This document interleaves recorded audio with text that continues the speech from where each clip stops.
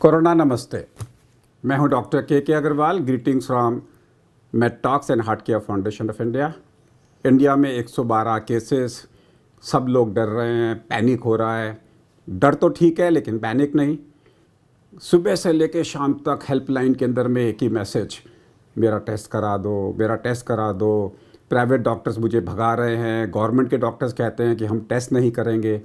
याद रखिए, भारत की जो पॉलिसी है वो रेस्ट्रिक्टेड टेस्ट पॉलिसी है, यानी कि हर आदमी का टेस्ट नहीं हो सकता।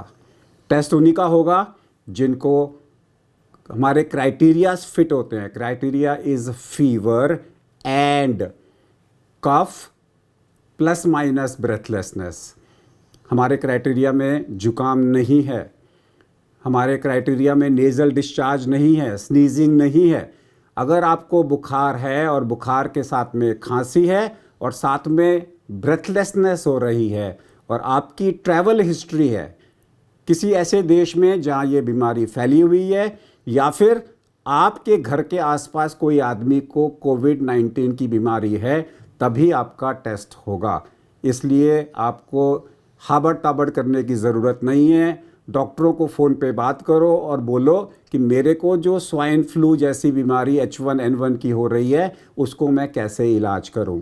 अगर आपको शिवरिंग है, अगर आपको शिवरिंग के साथ में नाक बह रही है या आपको जुकाम हो रहा है, वो H1N1 फ्लू है, कोरोना नहीं है। कोरोना नमस्ते।